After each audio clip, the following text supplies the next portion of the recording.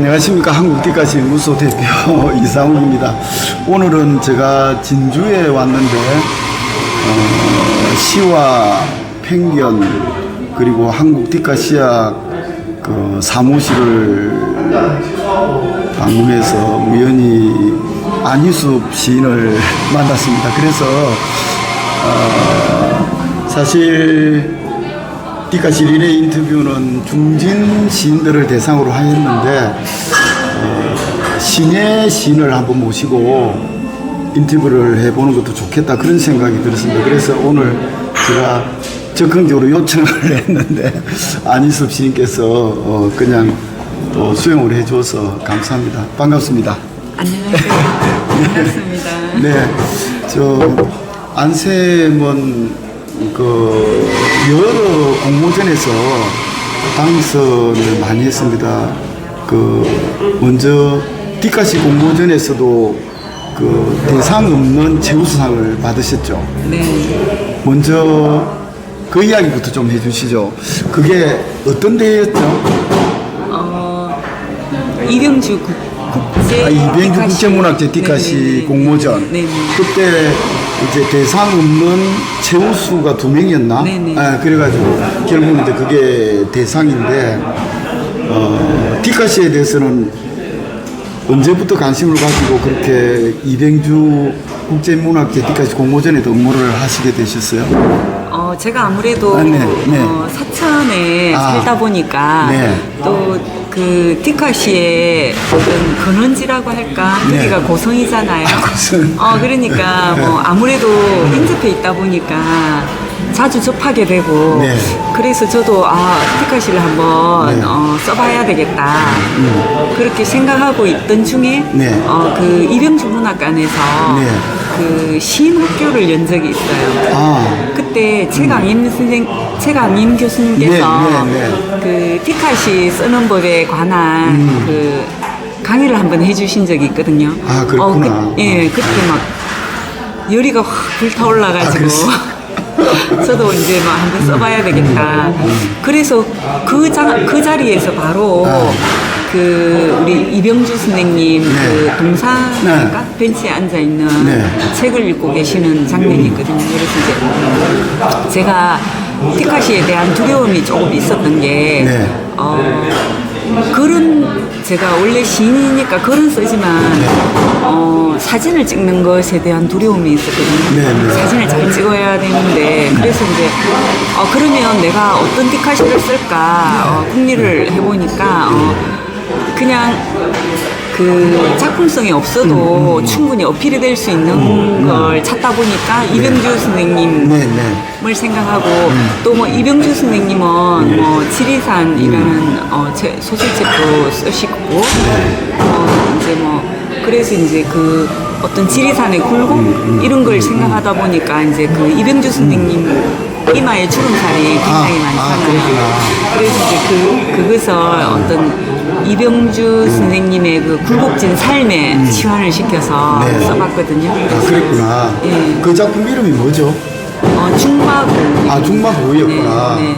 그러니까 이제 최강임 교수의 띠까시 강의를 듣고 이제 듣자마자 바로 쓰신 거예요? 그건 아니고. 듣고 그날 이제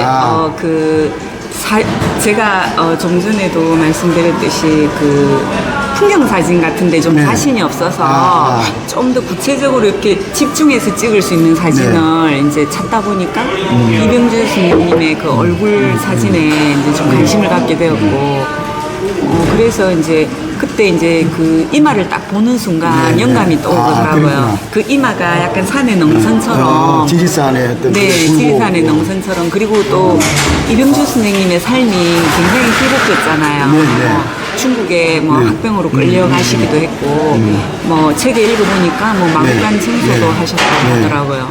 그래서 그런 어떤 삶과 닮아있다 그런 생각이 이제 순간적으로 들어서 일단 사진은 그날 찍고 왔고 이제 글은 어떤 그런 영감을 토대로 집에 와서 이제 썼습니다. 어떻게 보면 그러면은 저 띠까시 그게 본격적인 띠까시 출발의 첫 작품이라고도 할 수 있는데 그 첫 작품이 바로 당선이 된 거다, 그죠?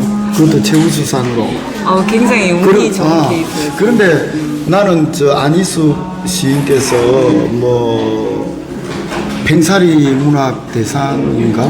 네, 그것도 네. 받으셨고, 청강문학상 그것도 공모전 대상도 받으셨고, 네. 물론 시사사로 등단도 하셨는데, 그 외에도 뭐 여러 그 수상 경력이 있는 걸로 알고 있는데, 어떻게 어떤 뭐 평생을 해도 신춘문예에 도전하고 그래도 아니면 다른 공모전에 뭐 물론 입성 같은 거는 또 어떻게 할 수 있을지 몰라도 대상작을 받는 게 평생에 한 번 받기도 힘든데 벌써 큰 뒤까지 공모전 그것도 최고의 근위 있는 공모전이고 이병주 국제문학제 뒤까지 공모전 그 다음에 청강문학상도 뭐 엄청나게 신춘문예 버금가는 그런 기성신도 음모할 수 있죠. 청강 네. 그러니까 또 팽사리 문학대상 그런 큰 굵직한 공모전에 그것도 대상을 계속 받는 그런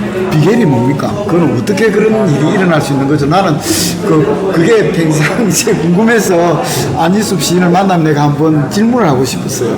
어떻게 그렇게 된 거예요? 저는 그 문학을 어렸을 때부터 되게 좋아했어요. 그래서 중고등학교 다닐 때도 주로 국어 선생님을 좋아했고, 아, 그랬구나. 네, 그래서 이제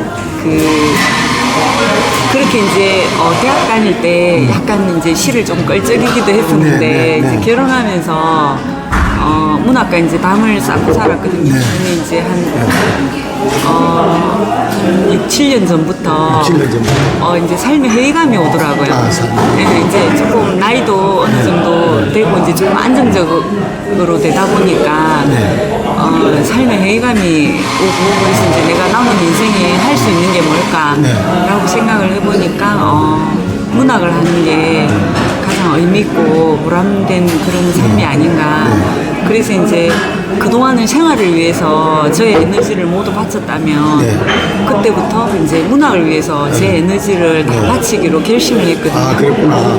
근데 이제 제가 조금 근성이 있는 편이에요. 아, 근성이. 아, 네, 그렇구나. 제가 한번 도전하면은. 네, 끝을 보는 끝을 쪽이고, 보구나. 그래서 이 문학 그런데 뭐 예를 들어서 경제적으로 뭐 돈을 번다 이런 건 결과가 있잖아요. 네. 수입으로 그렇지. 연결이 되니까. 근데 문학은 팔수록 어려운 거예요. 그래서 이제 건성은 있고 뭐 할수록 어렵고 이러다 보니까 이제 뭐 거의 이제 하루 종일 다른 일을 하면서도 계속. 네, 이제 어떻게 하면 시를 잘 쓸까? 문학이 뭘까? 그리고 내가 뭐 어떤 글을 써야 될까?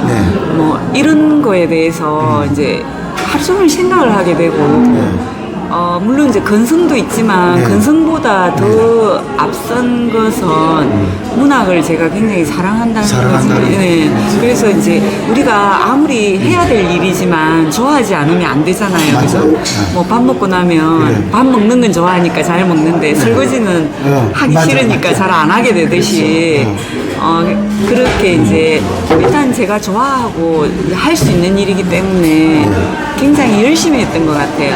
그리고 뭐 밤을 새서 요즘에도 거의 새벽 2시 전에는 자는 일이 거의 없거든요. 그럼 지금도 그 시집도 읽고 뭐 문학 공부를 하시네? 굉장히 예, 제가 제 스스로 이제 뭐 잘 쓰는 시인이라기보다는 열심히 하는 시인이 돼야 되겠다. 마지막에 내가 어떤 삶을 마감하는 시점에 내가 뭐 글을 잘 쓰는 시인이 되었나? 라기보다는 너 스스로에게 정말 너 열심히 했니? 이렇게 물었을 때 나는 내가 할 만큼 했어. 라고 한다면은 제 인생이 만족스러운 삶이 아닐까 스스로 성공한 삶이 아닐까 저는 그렇게 생각하거든요.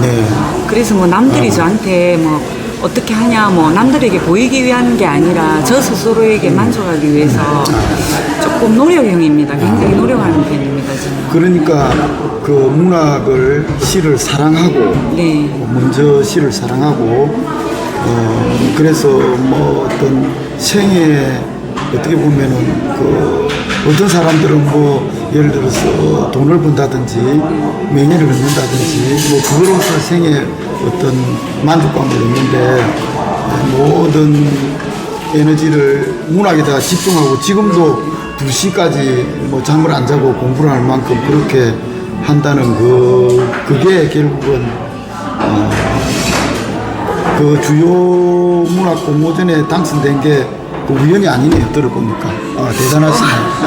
그렇게 문학을 대부분 뭐 여기로 하는 사람들이 많잖아요. 초창기에는 한 몇 년 동안은 이렇게 집중해가지고 하다가 뭐 나중에 다 면허비전에 빠져가지고 이제 평생 그렇게 문학을 줄기차게 생애 모든 것을 던져서 그게 최고의 가치다.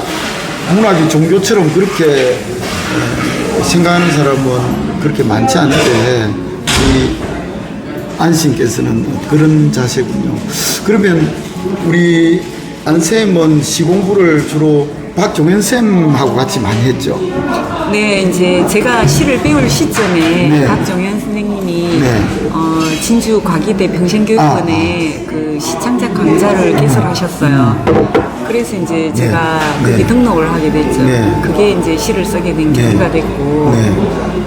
또 박정현 선생님과 인연이 네. 또 서로 이렇게 잘 맞았던 것 네. 같아요. 그래서 제가 네. 또 잘 가르쳐 주셨고 또 저도 열심히 했고 그래서 이제 저도 뭐 이렇게까지 결과가 나올 거라고는 생각은 못했는데 이제 하다 보니까 그냥 이렇게 결과가 나오더라고요. 하여튼 박종현 우리 선생님께서는 뭐 그 교편 잡을 때부터 학생들한테 시 강좌도 그렇지만 이제 본격적으로 퇴임하시고 시 창작 강의를 하시는데 좋은 제자들이 참 많이 배출된 것 같고 그 중에서도 최고 수제자가 우리 안희수 시인이 아닌가 그런 생각이 들고 박종현 쌤도 참 보람이 있겠다 뭐 그런 생각이 듭니다. 이 이제 유튜브는 디카시 전문 유튜버니까 문학에 대한 뭐 다른 물론 디카시라는 것도 하나의 문학의 본질이기 때문에 보편적인 어떤 문학 이론이나 이런 것들이 적용되는데 디카시는 또 일반 시하고 달리 영상 감흥자가 결합된 멀티 언어 예술이기 때문에 또 그것도 어떤 극순간 예술로서 지향을 하니까 일반 시에 대한 어떤 그런 창작 경험도 많지만 디카시는 어떻게 보면은 안희숙 시인한테는 뭐 여기일 수도 있는데 그래도 우리가 음식을 먹어도 늘 뭐 밥만 먹을 수 없고 빵도 먹고 그렇게 하니까 시인들도 시인이지만은 또 수필도 쓰고 뭐 또 일반 자유시를 쓰지만 지도도 쓰는 것처럼 디카시를 전문으로 하는 시인도 있지만은 또 일반 문학을 하면서 디카시 시로서 표현 못하는 어떤 그런 것을 디카시로 표현할 수도 있는데 저도 물론 이제 일반 시도 쓰지만은 디카시도 이렇게 쓰고 다 대부분 그렇습니다. 디카시로 등단한 사람도 물론 있지만은 대부분 일반 문학을 하면서 디카시도 이제 같이 하는 그런 대목인데 안쌤께서는 그 일반 시 창작하고 디카시를 창작할 때 하고 그 미학적인 어떤 그런 차이가 있잖아요. 네. 저도 최근에 저희 집에서 키우는 그 진돗개 꽃무늬하고 꽃무늬 그 새끼를 낳아서 2마리가 이렇게 밤에 자는 모습을 보고 너무 감동을 받아서 그걸 찍어가지고 딸이라는 디카시를 썼는데 그래 그건 나는 디카시를 뭐 페북에 잘 안 올립니다만 거의 처음으로 그게 너무 감동적이어서 순간에 어떤 그런 느낌을 찍어가지고 올렸는데 달이라고 2줄로 장황하게 썼는데 의외로 반응이 좋더라고요. 그래서 그건 그야말로 그 순간 예술로서 순간적으로 느끼고 그걸 그대로 받아 쓰듯이 해가지고 썼는데 모든 디카시가 그렇게 쓰지는 건 아니죠. 물론 이제 아까 대상 작품처럼 찍어가지고 그 이미지를 가지고 있다가 다음에 이렇게 쓸 수도 있는데 안희숙 시인께서는 일반 시하고 디카시하고 어떤 미학적 차이 이런 게 어디 있다고 봅니까? 차이 차이라고 한다면 차이라고 이제 그 특징이라고 시라는 그 어떤 문학 장르의 일환이잖아요. 디카시도. 디카시도 하나의 장르로 굳어졌죠. 그렇죠. 같은 이제 장르 중에 시 하나인데 장르. 시는 이제 우리가 순수하게 언어로만 자기가 하고자 하는 그 어떤 자유를 얘기를 하잖아요. 근데 디카시는 이제 그 그림을 통해서 영상, 그렇죠. 그러니까 그림 50%, 사진 영상 그렇죠. 50%, 이제 글 50% 이런 그렇죠. 식으로 이제 합성이 되니까.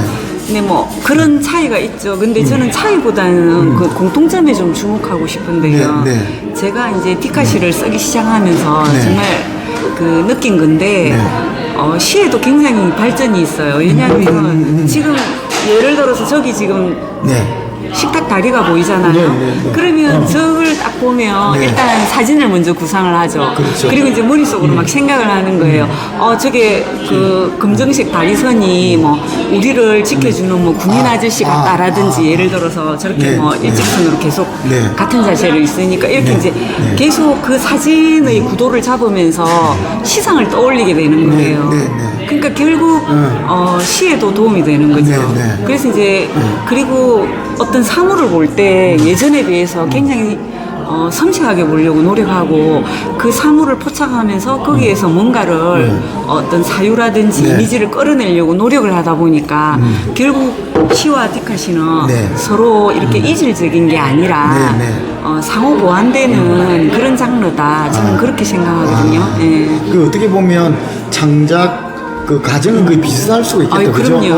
어차피 우리가 물론 추상적으로 어떤 사물 없이 시적 영감을 받을 수도 있지만 대부분 어떤 장면을 본다든지 그럴 때 시적 영감을 받으면 그게 시의 종자로서 그냥 머리에 가져오는데 디카시는 아예 그냥 그걸 시의 종자를 그냥 시의 몸으로 찍어가지고 가져오는 그런 차이밖에 없지. 결국은 창작은 하나라고도 볼 수 있는데 물론 이제 표현 방식에 있어서는 이제 일반 시는 문자로만 보여주니까 디카시는 사진이 뭐 거의 절반 혹은 그 이상으로 이미 말을 하니까 언어가 굉장히 절약될 수밖에 없죠. 그래서 뭐 한 2줄 정도만 해도 어떤 경우는 충분한 경우가 있는데 일본의 하이쿠 같은 경우도 뭐 한 줄로서 반 줄도 길다 뭐 그런 어떤 상징적인 어떤 논술이 있는데 그래서 디카시도 어떤 면에서는 5줄 이하이지만은 5줄도 좀 긴 것 같은 그런 느낌이 들어요. 물론 이제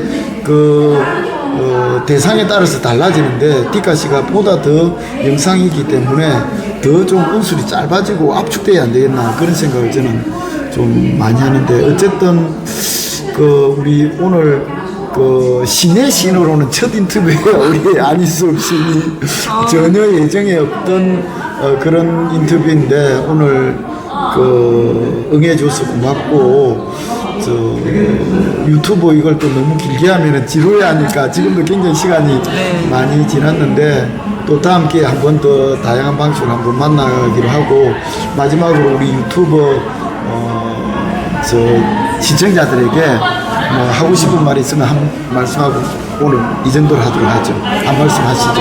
시청자들에게 한번 인사 뭐 겸해서 오늘 디카시에 대한 인터뷰니까 디카시에 대해서 짧게 한 말씀 드리자면 모든 문학 장르는 서로 연결되어 있는 것 같아요. 그래서 뭐 나는 이걸 하니까 뭐 다른 장르는 배척하겠다 이런 거보다는 디카시를 쓰다 보면 시를 쓰는 것도 훨씬 더 시상을 잡는데 용이할 수 있거든요. 그래서 어떤 뭐 산책을 할 때나 이럴 때 어떤 사진을 찍는다 생각하시고 사물을 자세하게 관찰하다 보면 결국 디카시도 건지고 어떤 시도 건질 수 있는 일거양득이 되지 않을까 저는 그렇게 생각합니다. 아주 좋은 말씀인데 그러니까 뭐 디카시를 꼭 이제 어떤 디카시만 쓰겠다 뭐 그런 것보다 어떻게 보면 상호 보완적이다 그 말이 좋은 것 같아요. 오히려 일반 시를 쓰는데 오히려 더 자양분이 될 수 있고 시적 어떤 그런